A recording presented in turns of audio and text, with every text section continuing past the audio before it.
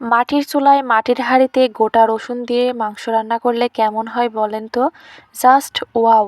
আমি আজকে ঠিক সেইভাবে রান্না করেছি আর রান্নার পরে কালারটা জাস্ট অসাধারণ এসেছে। ভিডিওটা দেখেন কিভাবে রান্না করলাম। হ্যালো এভরিওয়ান, কেমন আছেন সবাই? আই হোপ সবাই ভালো আছেন। আলহামদুলিল্লাহ আমরাও ভালো আছি। অনেক দিনের একটা শখ ছিল মাটির হাঁড়ি কিনবো। সেই শখটাও অনেক আগে পূরণ করে ফেলেছি। আর আজকে সেই রান্নাটা করে সেই অসম্পূর্ণ শখটা একদম সম্পূর্ণ করে ফেললাম। আজকে মুরগির মাংস রান্না করব মাটির হাঁড়িতে। মুরগির মাংসটা যেহেতু আমাদের বাড়িতেই থাকে সেই জন্য আর কিনে আনা হয় না।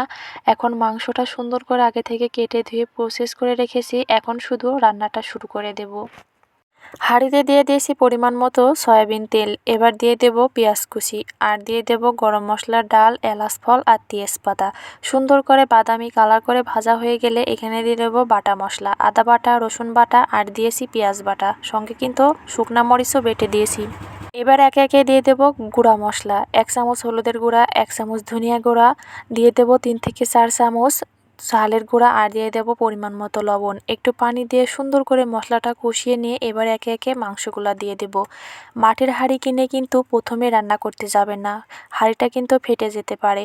আমি কিন্তু 3 মাস আগে হাঁড়িটা কিনেছিলাম, এখন রান্না করছি আগুনের তাপে আস্তে আস্তে করে। রান্না শেষ হলে সেই চুলার উপর দিয়ে পুড়িয়ে পুড়িয়ে এখন কিন্তু রান্না করছি, এখন আর কোনো ঝামেলাই হবে না। যাই হোক, মাংসটা দিয়ে সুন্দর করে মশলাটা কষিয়ে নিয়েছি। এখানে কিন্তু গোটা 3টা রসুনও ব্যবহার করেছি।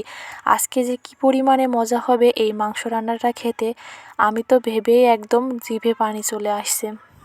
মাটির হাঁড়ি কেনার সঙ্গে সঙ্গে একটা ঢাকনাও কিনেছিলাম। ঢাকনাটা দিয়েও এখন সুন্দর করে ঢেকে দিচ্ছি আর ভালোভাবে কষিয়ে নিচ্ছি। একদম কষানো হয়ে গেছে, এবার কিন্তু ঝোলের পানিটা দিয়ে দিয়েছি। আর এখানে এবার দিয়ে দেব 7 থেকে 8টার মতো কাঁচামরিচ। কাঁচামরিচগুলো একটু ফেড়ে ফেড়ে দিয়েছি, একটু ঝালটা বেশি হলে খেতেও বেশ ভালো লাগবে। এই যে দেখেন রান্নাটা একদম হয়ে গেছে, এবার নামিয়ে নেব।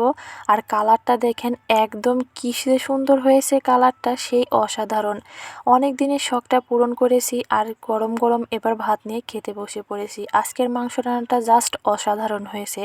আর আমি কিন্তু রসুন একদমই খেতে পছন্দ করতাম না, আর এইভাবে রসুন মানুষের খাওয়া দেখে দেখে শিখে গেছি। এখন মনে হয় গোটা রসুন দিলে মুরগির মাংস বা যে কোনো মাংস রান্না করলে খেতে বেশ ভালো লাগে।